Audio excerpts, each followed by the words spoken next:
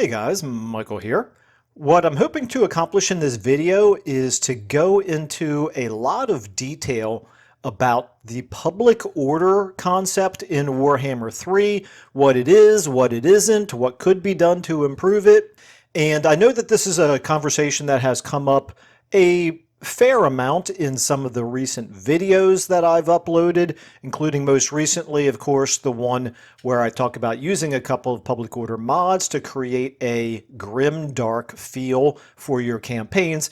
But like I said, I want to go into a lot more detail than what I talked about in some of those previous videos, and also, of course, continue on the conversation that started in the discussions of some of those videos as well. The way I'd like to break this down is really into three main topics. Number one, I want to talk about why I believe the vanilla public order mechanics are underutilized. So I want to talk about their flaws. Number two, I want to talk about some of the mods that are available to address some of those flaws. And of course, there are going to be some flaws that, as far as I know, there aren't currently any mods to address them. And then the third thing is, following on from that, are some ideas that I have of ways to improve the way that the public order works in this game, whether those are things that could be made into mods or things that perhaps CA could take into consideration in some type of a rework that they may do in the future. As always, this is mostly my ideas. I know a lot of you guys have really good ideas as well. Some of you I know have already thought about this, but if you think of things that I don't mention here in this video, please do, of course, feel free to mention those in the comments below. So I'm going to try to go through this fairly quickly because it's a fairly big topic. So let's go ahead and jump right into it. So let's talk about the vanilla public order mechanic and why I believe it is flawed. So I can think of four things that I consider to be somewhat glaring flaws in vanilla public order in Warhammer 3. The first one is that there's no compelling reason to engage with the mechanic for the most part. You have the tools at your disposal to do quite a bit of public order manipulation. You've got skills, you've got technologies, you've got military garrisons, you've got any number of different ways that you can affect your public order, and for the most part, you don't really even need to pay too much attention to them. The buffs that you get for having a positive public order are pretty underwhelming. The debuffs that you get for having a negative public order are at best mildly annoying, but for the most part, as a player, in terms of planning out my strategy, and I suspect a lot of the rest of you are right here with me, the only thing I particularly pay any attention to is when is that public order going to hit -100, because that's when I know the rebellion is going to occur. And in some cases, you might even want that rebellion to occur. In other cases, you might want to try to avoid it. But in any case, the buffs that you get for having a happy empire are very underwhelming. The debuffs that you get for having an unhappy empire are also pretty underwhelming, and it's all very predictable. This is a shame because, like I said, you've got skills, you've got technologies, you've got all sorts of different things that could be fun to engage with as a player, but for the most part, as long as you just make sure that you're not facing rebellions when you don't want to be facing them, you don't really have to engage with the mechanic much at all. The other thing, of course, is that when your public order does drop to -100 and you get that rebellion, that is not always a bad thing, as has come up in the conversation in some of the videos recently. It is a sometimes viable strategy to farm rebellions. It's usually a fairly easy battle to win. You know exactly when it's going to happen. You know exactly where it's going to happen in many cases. And so you can just basically engineer a battle where you can get a little bit of free experience and a little bit of loot out of fighting a battle. And at that point, of course, the self-correcting mechanism that I'm going to talk about here in a second is going to trigger as well. So you don't really have to worry about repeated rebellions.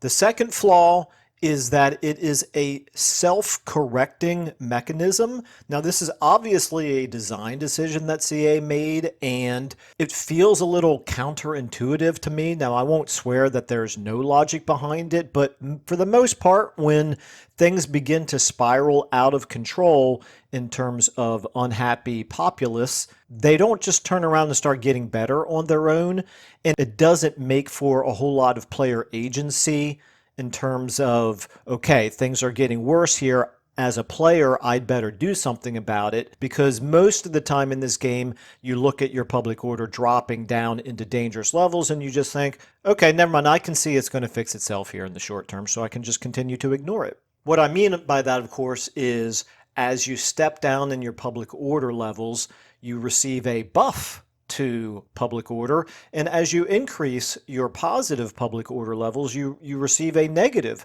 to your public order. So obviously the game is engineered in such a way as to try to balance your public order somewhere in the middle. Now obviously it doesn't always work out that way, but like I said, for the most part you ignore the buffs and the debuffs anyway, other than hitting that -100 mark. The third thing that I consider a flaw in existing public order is that it really doesn't impact the AI very much at all. At least when you're playing on the harder difficulties. I don't know exactly what cheats the AI gets in terms of their own public order. We do know, of course, that the player receives the -8 on legendary difficulty, for example, in terms of their own public order, but pretty clearly the AI gets some type of buffs to their own public order, to the point where most of the time their public order is not even worth messing around with as a player. You've got some of these tools at your disposal where you can cause enemy public order to decrease, whether you're applying skills to certain characters or you're raiding or whatever. But for the most part, it's very situational whether you would ever actually have a chance to really impact the AI in terms of their own public order. The impact that AI has from negative public order is probably minimal. I've certainly never found it to be particularly worth paying any attention to. And then even when they do get rebellions, those rebellions, with extremely few exceptions, don't really have much of an impact on the AI at all either. And then the fourth flaw in the vanilla public order system, this one I have a feeling is going to be a little bit more controversial. This is how I feel, but do feel free to disagree with me. It's all too predictable and easily manipulated by the player.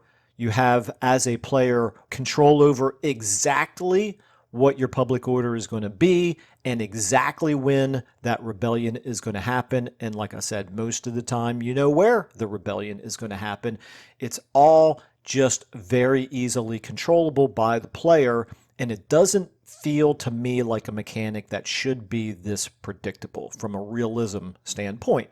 In other words, there's not really any random element to it, no RNG to it. And I know a lot of people are going to cringe as soon as I mention RNG, but I'll talk a little bit more about this later on in the video. All right, so now that we've talked about some of the flaws in vanilla public order, let's talk about some of the mods that exist already that can help with it.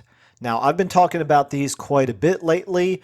Again, I mentioned in the most recent video where I talk about the Grimdark scenario, that's got a few recommendations of public order mods, but I want to talk about a little bit more than what I talked about in that video. I'm going to mention that and then I'm going to expand upon it. So a few of the ones that you're going to want to take a look at if you're interested in mods that affect public order include the always recommended slower expansion and settlement supply lines mod by Serb. Obviously, this is one I talk about a lot, but I really like it. It generates a negative to your public order every time you expand to represent that instability that occurs as you have to transfer people and resources from one of your existing settlements over into this new settlement. It's a debuff that is quite impactful at first, but it diminishes very quickly over the span of a few turns. It affects other things besides public order, but for purposes of this video, public order is what we want to focus on. Another mod that I am becoming a really big fan of is the Realistic Public Order mod. This takes a look at your negative public order levels and gives you much more impactful debuffs as a result of your negative public order. These debuffs are significant enough that you really are incentivized to try to avoid them. So no longer as a player using this mod do I not really worry about public order until it gets to -100 and the rebellion occurs, but I have to worry about the public order long before it gets to that point because of the debuffs. The main ones, the ones that feel to me the most impactful, your casualty replenishment rate drops down through the floor. It is awful the lower you go in your public order, which I like, and I think it makes sense. As unrest occurs in your settlement, there's going to be fewer people willing to rejoin your ranks. Growth, of course, is cut back, which really impacts your ability to grow your empire. And maybe most significantly of all is your recruitment speed is slowed down. So even recruiting your basic tier 1 units start to take 2 turns. And believe me, this is really impactful. When you're starting an offensive against an enemy, you take over that first settlement. Normally, you just merge together a few of your wounded units, maybe you replace some of them that got destroyed by recruiting some new ones in, whatever. All of a sudden, if it starts taking you longer to recruit new units, it really impacts your strategy. And then, of course, the other main thing to take into consideration that this mod does is it changes that self-correcting mechanism where normally as your public order drops to lower and lower levels into the negatives, you actually get a positive increase to your public order. That has now been changed to a negative. So once your public order starts spiraling out of control, it just gets harder and harder to stop it from eventually reaching the point of a rebellion and, of course, these extremely punishing debuffs as well.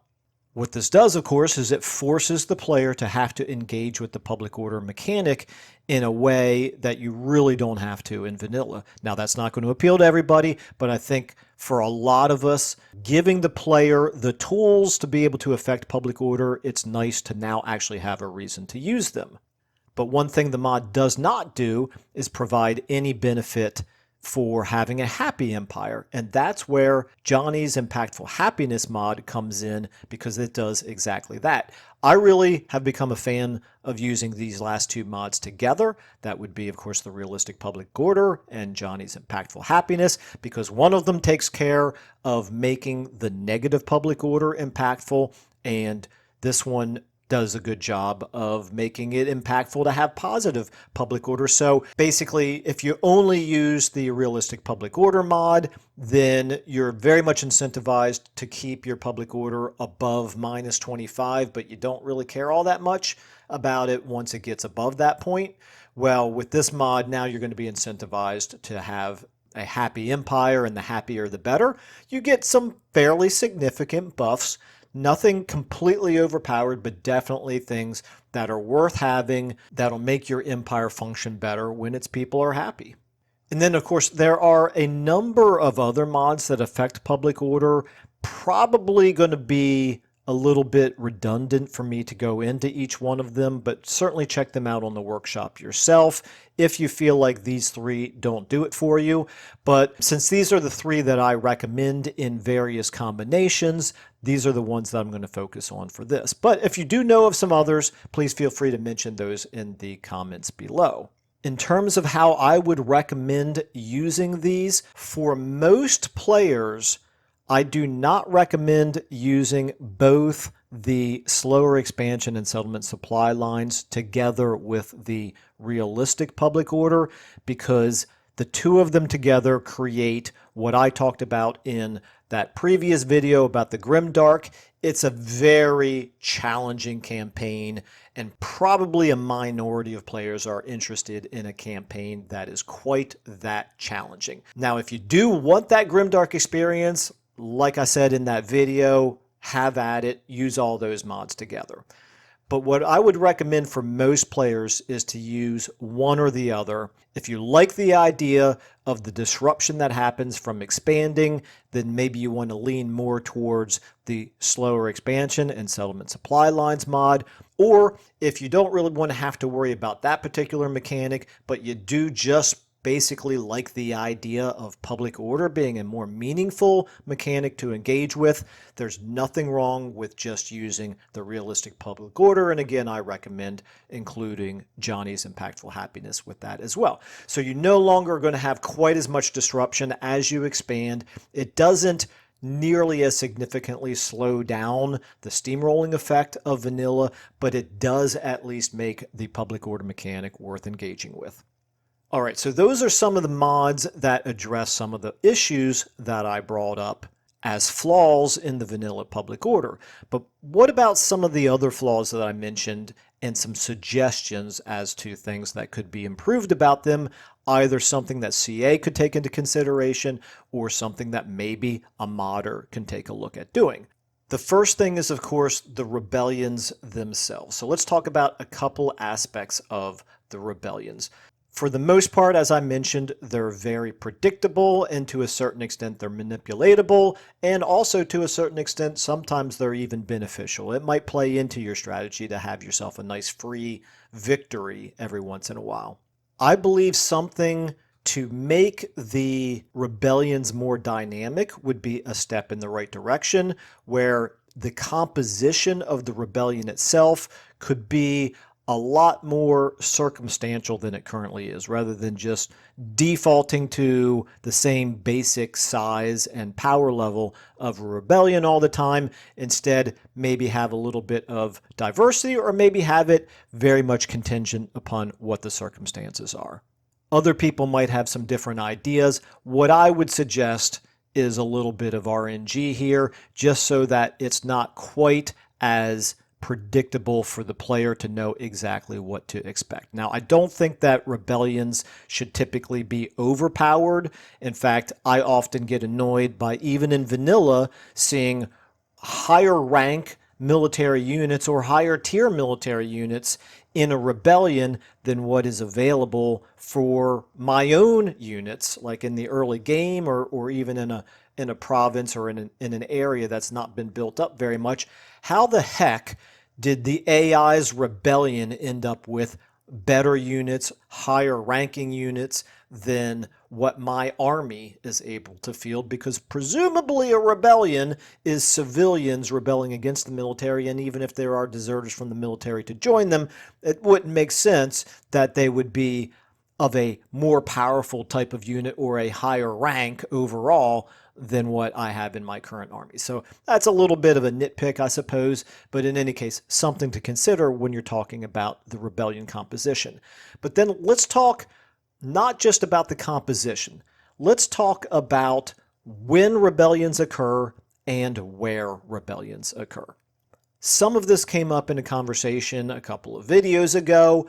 Personally, I believe both of these should be changed to have a little bit of RNG, to have a little bit of randomness, to have a little bit more unpredictability to them. So the first thing that I would suggest is, instead of rebellions happening exactly when your public order hits -100, what I would suggest is that whenever your public order drops below -50, you have a percent chance of a rebellion occurring.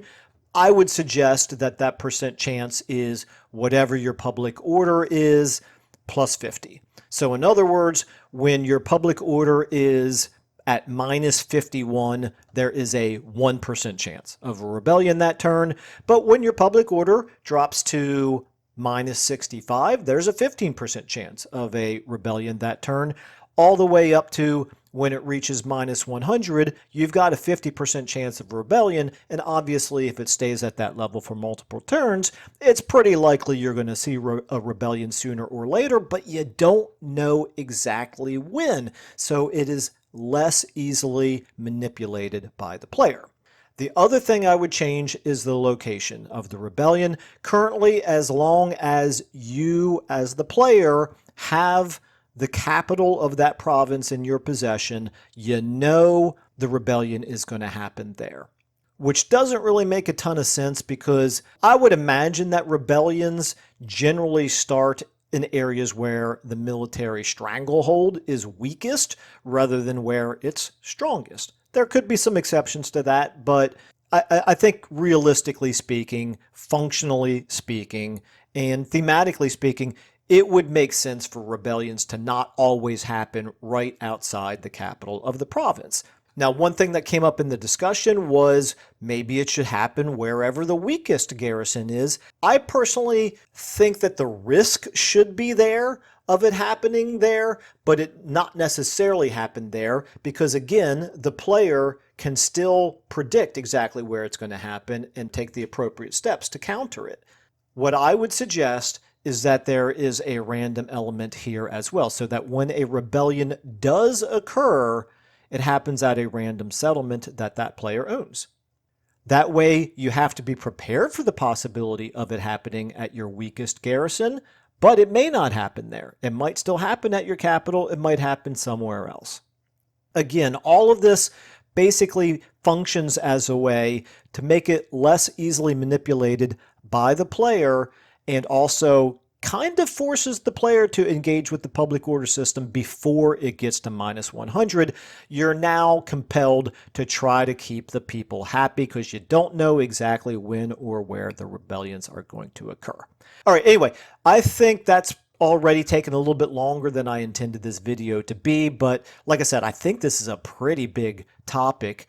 May not seem that way until you start digging into it, but I think there's a lot more suggestions that people could come up with as well, both in terms of mods that exist, but even other ideas as to how to make this a more interesting, less easily manipulated mechanic overall. So I will go ahead and leave it at that for now, but please let me know what you guys think of these ideas. And give these mods a try. If you already have some experience with these mods, please feel free to share your experiences in the comment section below. And I guess with that, I will go ahead and say thanks everybody so much for watching and listening, and I will see you all in the next video.